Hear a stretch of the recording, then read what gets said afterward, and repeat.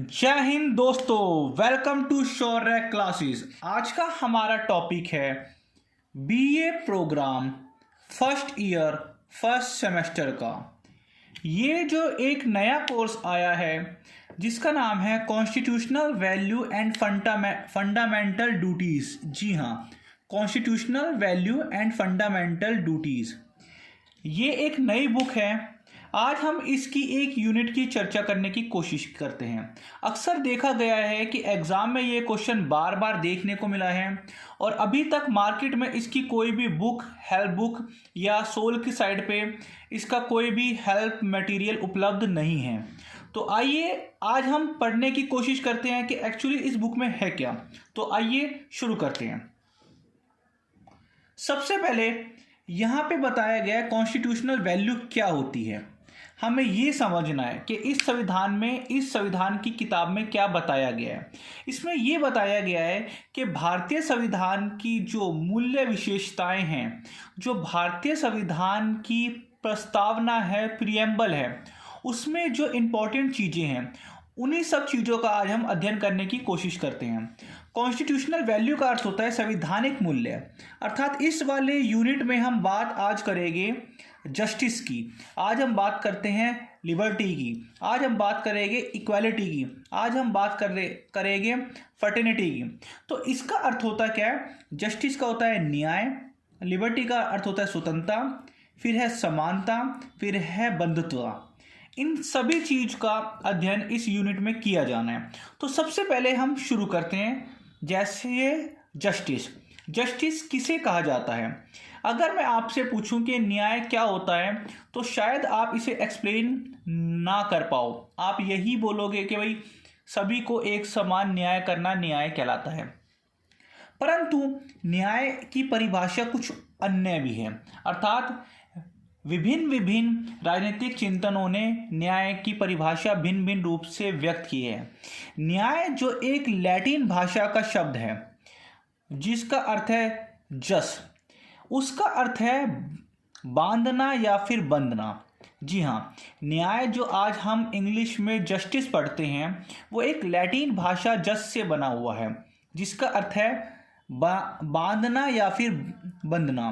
तो न्याय बेसिकली क्या होता है? इस प्रकार हम कह सकते हैं कि इस प्रकार न्याय का अर्थ उस सामाजिक व्यवस्था से है जिसमें परस्पर संबंधों से बंधे रहते हैं।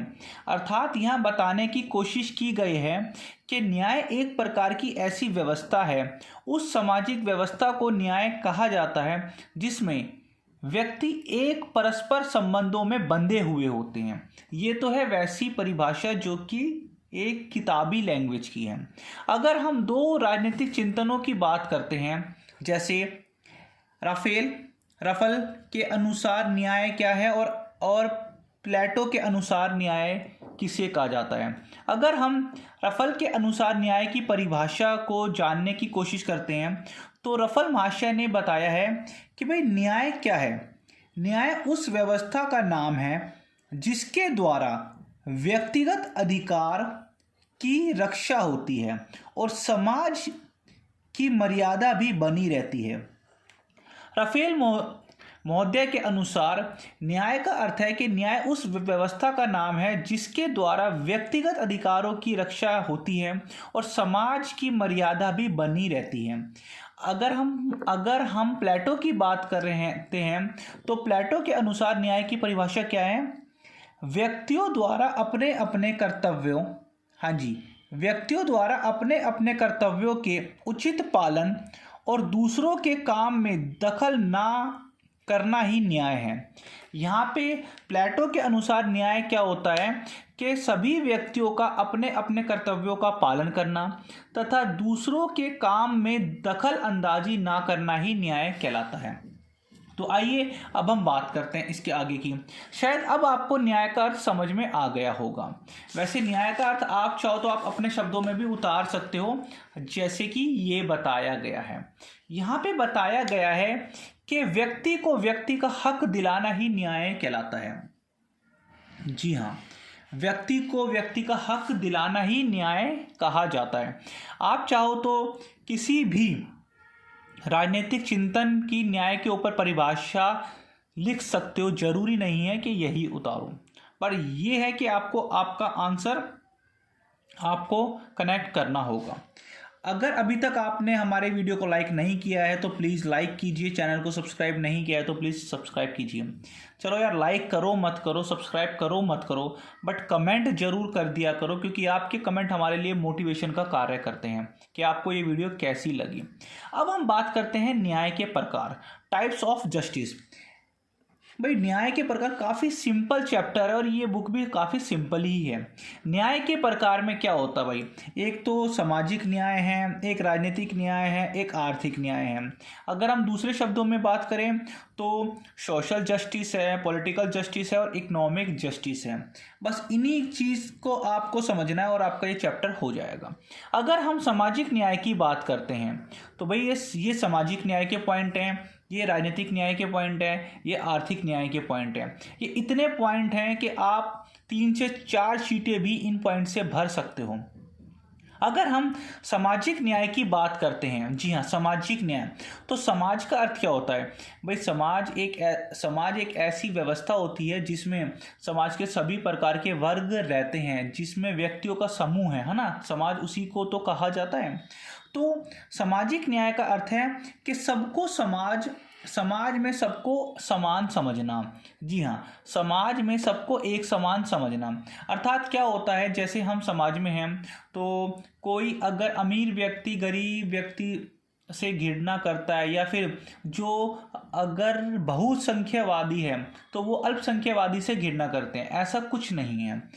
अर्थात सामाजिक न्याय का अर्थ है कि समाज के सभी व्यक्तियों को एक समान समझना, चाहे वो किसी जाति के हो, चाहे वो किसी धर्म के हो, चाहे वो किसी वर्ग के हो, चाहे वो किसी लिंग के हो, इसके साथ साथ वो किसी क्षेत्र के क्यों ना हो। अगर हम भारत की बात करते हैं तो भारत में सभी समाज के लोगों को एक समान समझना चाहिए, यही सामाजिक न्याय है। इसके साथ साथ है समाज में किसी तरह का भेदभाव ना करना। यार ये इन सभी पॉइंटों के अर्थ एक ही है, लेकिन इनकी हेडिंग चेंज कर दी है। तो आप अगर चाहते हो तो इनकी हेडिंग उतार के आप अपने शब्दों में भी इसे एक्सप्लेन कर सकते हो। जैसे समाज में किसी तरह का भेदभाव ना करना ही सामाजिक न्याय का एक अंग है। अर्थात इस पॉइंट में हम कह सकते हैं कि समाज में सभी व्यक्तियों के साथ सभी व्यक्तियों को एक समान समझना, समाज में किसी भी व्यक्ति के साथ किसी भी प्रकार का भेदभाव ना करना, ना तो धर्म के आधार पे, ना तो जाति के आधार पे, ना तो लिंग के आधार पे, हम ये भी इसमें कर सकते हैं। इसके साथ है सभी व्यक्तियों वर्गों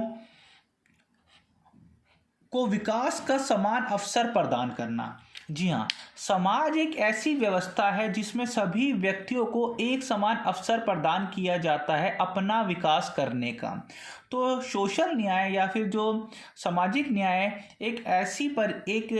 एक ऐसा वातावरण है जिसमें समाज के सभी व्यक्ति, क्या वो अमीर हो चाहे वो गरीब हो, क्या वो आदमी हो या वो औरत हो या फिर वो बच्चे क्यों ना हो, किसी भी प्रकार के धर्म के, किसी भी प्रकार की जाति की, किसी भी समूह के व्यक्ति को, सभी व्यक्तियों को समाज में उचित अवसर प्रदान किया जाए ताकि हर एक व्यक्ति अपना खुद का विकास कर सके।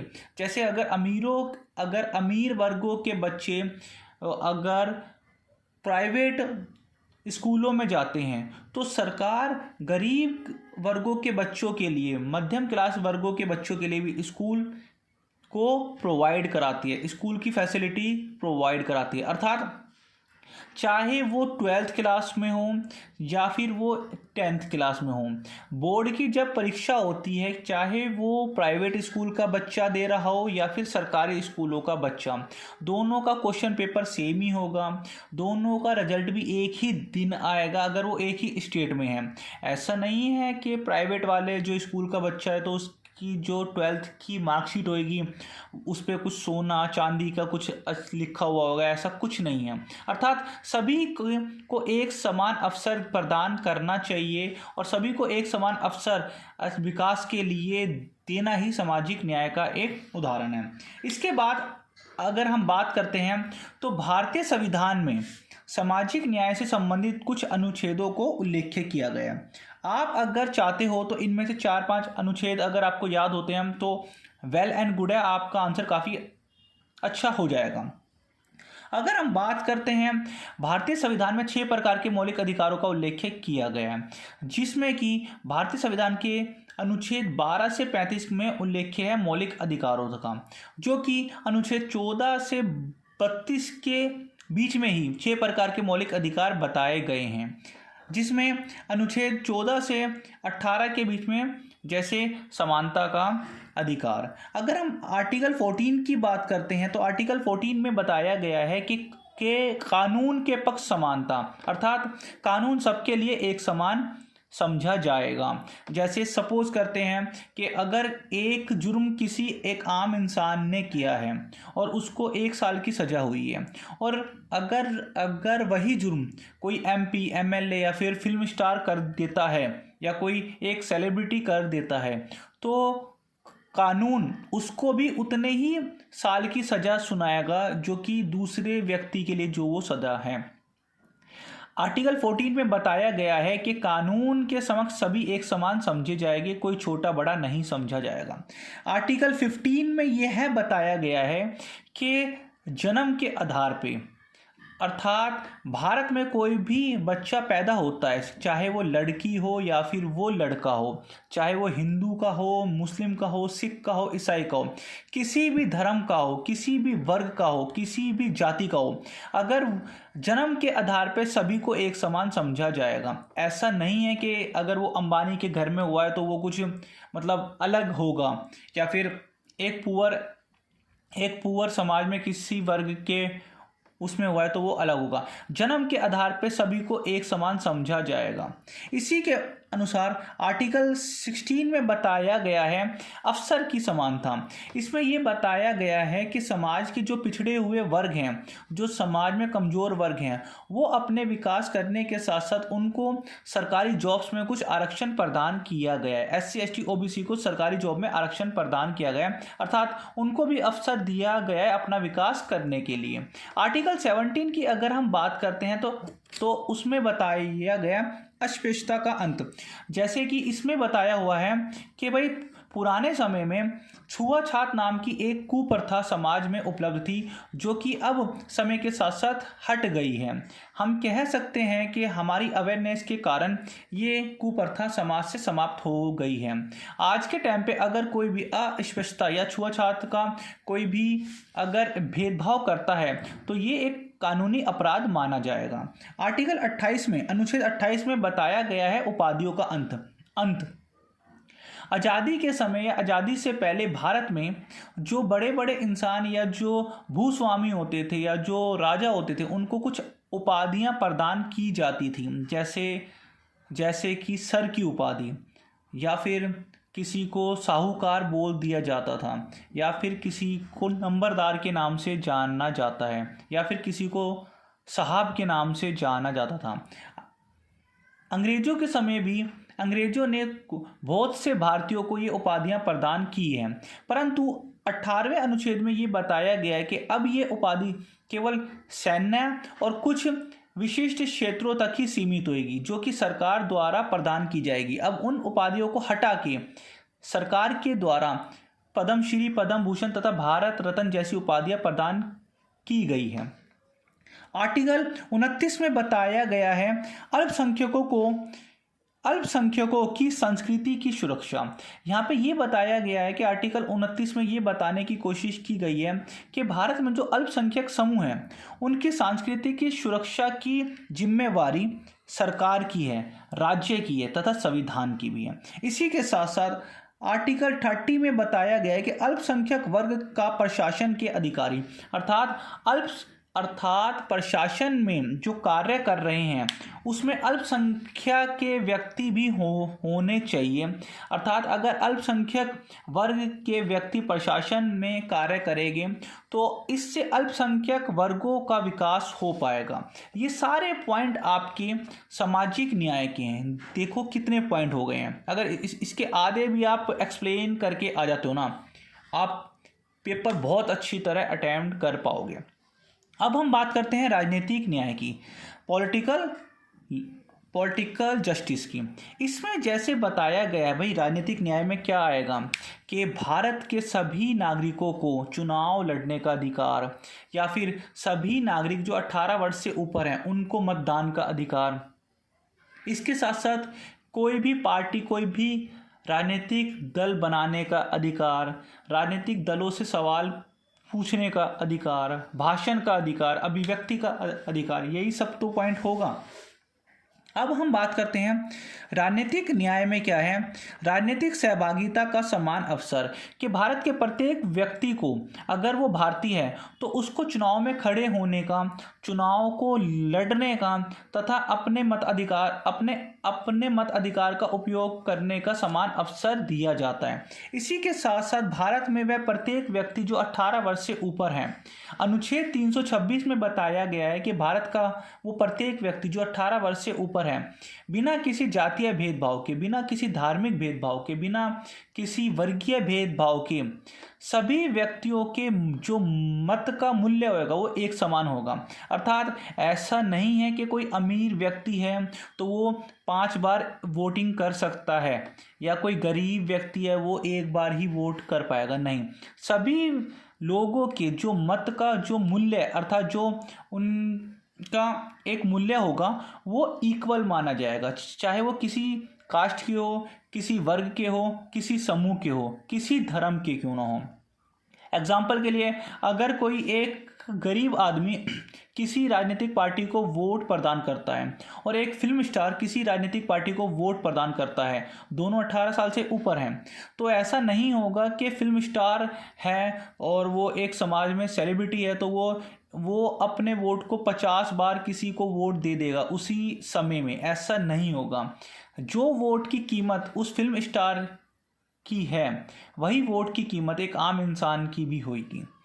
अब हम बात करते हैं ये किस अनुच्छेद में है। अनुच्छेद 326 में ये बताया गया है कि भारत में जो एमपी, एमएलए या जो निगम पार्षद का चुनाव होगा वह वयस्क मत अधिकार प्रणाली के अंतर्गत किया जाएगा।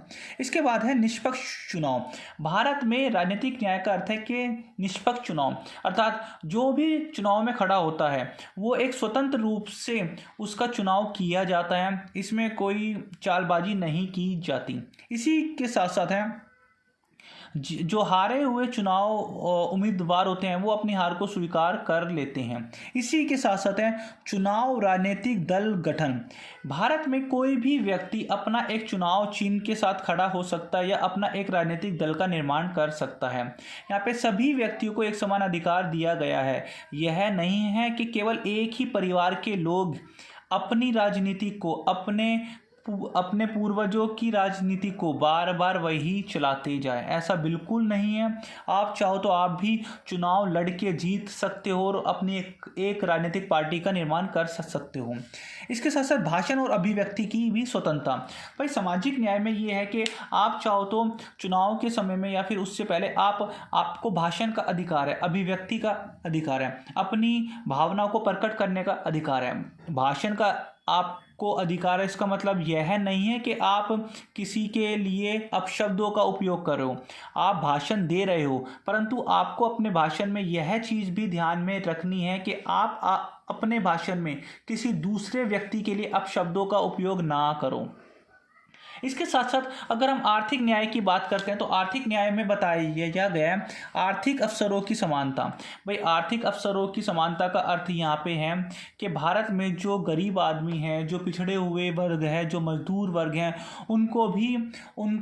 उनके विकास के लिए सरकार समय समय पे कोई कार्य करे। जैसे अमीरों से ज़्यादा टैक्स लेके गरीबों में बांट देना, जी हाँ, और सरकार समय समय पे कल्याणकारी कार्य करे। जैसे 2 रुपये किलो अनाज, 3 रुपये किलो गेहूं दिया जाता है, और जो बीपीएल वाले जो कार्ड हैं या जो बिलो पॉवर्टी लाइन के नीचे हैं या जो सामान्य लोग हैं वो हॉस्पिटल में अपना इलाज मुफ्त कराते हैं। ये आर्थिक न्याय का ही उदाहरण है। इसके साथ साथ हम कह सकते हैं कि सरकार अमीरों से टैक्स लेके उस पैसे का गरीबों के कल्याण के लिए खर्च करती है, ताकि अमीर और गरीबों के बीच की जो खाई है वो थोड़ी कम की जा सके।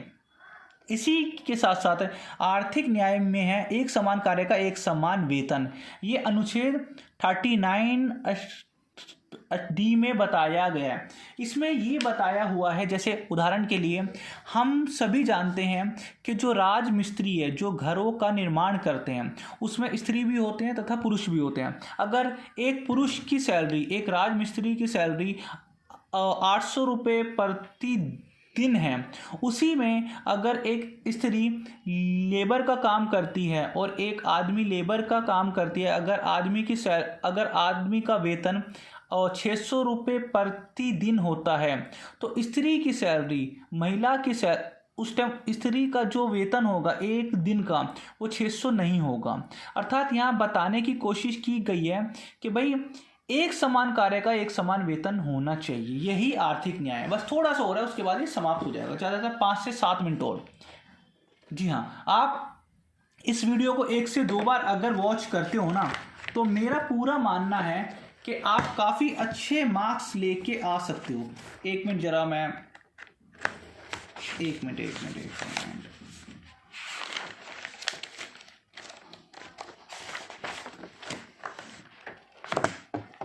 जरा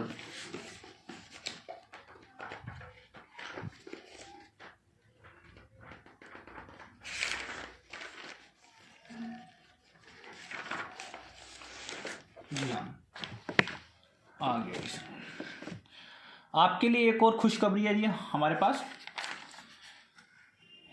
इस चैनल पे हम अपने 3 कोर्सों को लेके आए हैं, जैसे कि इसमें एक बेसिक कोर्स है, एक स्टैंडर्ड है और एक एडवांस है। बेसिक कोर्स में अगर आप ये कोर्स परचेज करते हो तो इसमें आपको पूरी बुक का PDF नोट्स अवेलेबल करा दिया जाएगा, जैसे इस प्रकार से जैसे अभी हैंडराइटिंग में है। इसी के साथ साथ अगर आप स्टैंडर्ड कोर्स परचेज करते हो तो पूरी बुक के PDF नोट्स के साथ साथ पूरी बुक की वीडियो भी आपको प्रोवाइड कर दी जाएगी। अगर आप एडवांस परचेज करते हो तो पहला दूसरा ऑप्शन तो आपके साथ में होगा। साथ के साथ आप हमारे साथ लाइव स्ट्रीमिंग पे जुड़ सकते हैं। व्हाट्सएप ग्रुप के माध्यम से आप अपने प्रश्नों और उत्तरों की जानकारी ले सकते हैं और आपके आने वाले जो टॉपिक होएंगे हम उस पे वीडियो बना सकते हैं। तो अगर आपको ये चैनल पसंद आए तो प्लीज़ चैनल को सब्सक्राइब करना मत भूलिएगा, लाइक करना मत भूलिएगा इस वीडियो को, और कमेंट करना मत भूलिएगा।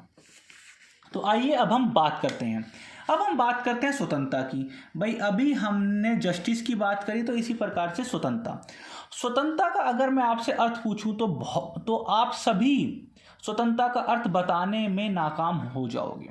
जी हाँ, हम सभी जानते हैं भाई स्वतंत्रता का अर्थ। अरे स्वतंत्रता तो बहुत सिंपल है, जैसे कोई भी कार्य करने की आज़ादी स्वतंत्रता है। क्या ये स्वतंत्रता की परिभाषा होएगी? बिल्कुल नहीं। स्वतंत्रता एक लैटिन भाषा का शब्द है जिसका अर्थ होता है लिबरल, अर्थात लिबर्टी। इस लिबर का शब्द का अर्थ है सभी प्रकार के बंधनों का अभाव, अर्थात किसी प्रकार की रुकावट का ना होना। अब हम बात करते हैं स्वतंत्रता के अर्थ की। किन किन व्यक्तियों ने स्वतंत्रता का क्या क्या अर्थ बताया है। अगर हम जॉन स्टुअर्ट मिल के बात करें तो उनके अनुसार स्वतंत्रता को अपने व्यक्तिगत जीवन में कार्य करने का अधिकार माना जाता है। यहाँ पे ये बताया गया है कि स्वतंत्रता क्या है। उनके अनुसार स्वतंत्रता वह है कि जो प्रत्येक व्यक्ति अपने जीवन के कार्य करने का अधिकार स्वतंत्रता है। अगर हम महात्मा गांधी जी की बात करते हैं तो उनके अनुसार स्वतंत्रता क्या है। महात्मा गांधी ने कहा है स्वतंत्रता के बारे में कि भाई स्वतंत्रता का अर्थ नियंत्रण का अभाव नहीं वरन व्यक्तित्व के विकास की अवस्थाओं की प्राप्ति है। जी हाँ, महात्मा गांधी जी ने बताया है कि स्वतंत्रता का अर्थ है कि व्यक्ति अपने विकास के लिए जो उसकी अवस्थाएं हैं उसको प्राप्त की जाए, अर्थात उसको अवसर प्रदान किए जाए, वही स्वतंत्रता है। अब हम दूसरे शब्दों में बात करें तो स्वतंत्रता के प्रकार कितने हैं। भाई बहुत सिंपल है, स्वतंत्रता के बहुत सारे प्रकार हैं, जैसे आर्थिक स्वतंत्रता, राजनीतिक स्वतंत्रता, धार्मिक स्वतंत्रता, सांस्कृतिक स्वतंत्रता, प्राकृतिक स्वतंत्रता और राष्ट्रीय स्वतंत्रता, नैतिक स्वतंत्रता, धार्मिक स्वतंत्रता, नागरिक स्वतंत्रता, आर्थिक स्वतंत्रता, राजनीतिक स्वतंत्रता, व्यक्तिगत स्वतंत्रता, प्राकृतिक स्वतंत्रता। अगर हम स्वतंत्रता के प्रकार की बात करते हैं तो प्राकृतिक स्वतंत्रता हम सभी जानते हैं कि भाई हम प्राकृतिक की चीज़ों का इस्तेमाल करने की हमें स्वतंत्रता है, जैसे हवा, पानी वानी, है ना। इसके साथ साथ व्यक्तिगत स्वतंत्रता, आप कहीं भी आने जाने की आपको स्वतंत्रता है, आप व्यक्तिगत रूप से स्वतंत्र हो। राजनीतिक स्वतंत्रता का हमें सभी को पता है, राजनीतिक में खड़े होने की स्वतंत्रता, चुनाव लड़ने की स्वतंत्रता, वोट को देने की स्वतंत्रता। राष्ट्रीय स्वतंत्रता का अर्थ है कि अगर आप एक राष्ट्र में रहते हो तो उस पूरे राष्ट्र में आपको घूमने फिरने, आने जाने, कार्य करने की, धर्म अपनाने की स्वतंत्रता। नैतिक स्वतंत्रता का अर्थ है कि भाई आप कोई भी नैतिक कार्य करते हो तो वह पूर्ण रूप से आप स्वतंत्र हो।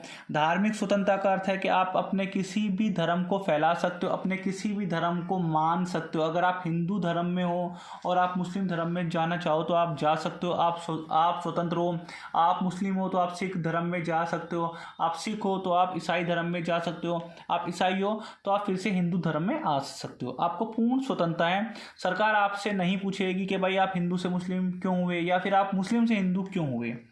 इसी के साथ साथ नागरिक स्वतंत्रता, भाई मौलिक अधिकार में 6 प्रकार की स्वतंत्रता का बताया गया है। इसी प्रकार से अनुच्छेद 19, 20, 21, 22 में स्वतंत्रता का उल्लेख किया गया है। अनुच्छेद 19 में 6 प्रकार की स्वतंत्रता का बताया गया है। अगर आपको वीडियो पसंद आए तो प्लीज़ लाइक कीजिए, शेयर कीजिए, और हाँ, लाइक करो मत करो यहाँ पर कमेंट करके अवश्य बताओ, क्योंकि आपके कमेंट हमें मोटिवेशन का काम देते हैं। इसके साथ साथ है, बस थोड़ी सी और है, 2 मिनट की और है, स्वतंत्रता का अधिकार। भारतीय संविधान में स्वतंत्रता के कुछ अधिकार बताए गए हैं। अधिकार से संबंधित कुछ अनुच्छेद हैं, अब हम उनकी भी चर्चा करते हैं। स्वतंत्रता का अधिकार मौलिक अधिकारों के अंतर्गत एक भाग है, जो कि अनुच्छेद 19 से लेके अनुच्छेद 22 के अंतर्गत आता है। जी हाँ, अनुच्छेद 19 से लेके अनुच्छेद 22 के अंतर्गत। अगर हम अनुच्छेद 19 की बात करते हैं तो उसमें 6 प्रकार की स्वतंत्रता है, जैसे भाषा व अभिव्यक्ति की आज़ादी, भाषा व अभिव्यक्ति की स्वतंत्रता। हम इस पॉइंट में क्या है कि भाई भारत का वह प्रत्येक व्यक्ति जो कि भारतीय, उसे अभिव्यक्ति की स्वतंत्रता है, भाषा देने मतलब भाषण की आज़ादी है ना। इसी के साथ सम्मेलन की स्वतंत्रता, वह कोई भी सम्मेलन कर सकता है, आप मतलब कोई भी संघ का निर्माण कर सकता है। इसी के साथ साथ संघ बनाने की स्वतंत्रता, संघ बनाने की अर्थात वो कोई भी संगठन का निर्माण कर सकता है। इसके साथ साथ है भ्रमण की स्वतंत्रता, वह भारत में कहीं भी आने जाने की उसे स्वतंत्रता है। इसके साथ साथ वह भारत में कहीं पर भी निवास कर सकता है, उसकी स्वतंत्रता है। इसके साथ साथ आर्थिक रूप से वह कोई भी व्यवसाय अपना सकता है, पर शर्त किसी का शोषण ना हो। अगर हम अनुच्छेद 20 की बात करते हैं तो उसमें अपराधों के लिए दोषसिद्ध संबंध संरक्षण। अगर हम अनुच्छेद 21 की बात करते हैं तो उसमें भी ये बताया गया है कि भाई आप स्वतंत्र हो, मतलब प्राण तथा दैहिक स्वतंत्रता। अगर कोई भी हिंदू है या कोई भी मुस्लिम है, आप मीन्स अगर कोई हिंदू है और वो एक्सपायर हो जाता है तो उसको हिंदू रीति रिवाज के अनुसार उनको जलाया जाता है, उनका देह संस्कार किया जाता है। इसी प्रकार से अनेक धर्मों में अलग अलग है, पर आप अपने धर्म के अनुसार अपनी स्वतंत्रता का आनंद ले सकते हो। इसी प्रकार के साथ साथ अनुच्छेद 21 में यह बताया गया है कि प्रारंभिक शिक्षा का अधिकार, अर्थात यहाँ पे बताया गया है कि भाई मतलब एक आपको पता होगा राइट टू एजुकेशन है कि आज भारत में के शिक्षा का अधिकार अनिवार्य कर दिया गया है। तो अनुच्छेद 21 में एक चीज़ और थी, प्राण तथा दैहिक स्वतंत्रता। इसमें ये बताया गया है कि आप अपने प्राणों की रक्षा करने के लिए पूर्ण स्वतंत्र हैं। जी हाँ, जो मैंने इससे पहले बोला था वो आर्टिकल 25 का था और ये वाला आर्टिकल 21 का है कि आप अपने प्राणों की सुरक्षा के लिए आप स्वतंत्र हैं। ठीक है, जैसे कि इसमें मैं बताता हूँ, जैसे आपने अक्षय कुमार की एक मूवी को देखा होगा जिसका नाम था रुस्तम, है ना।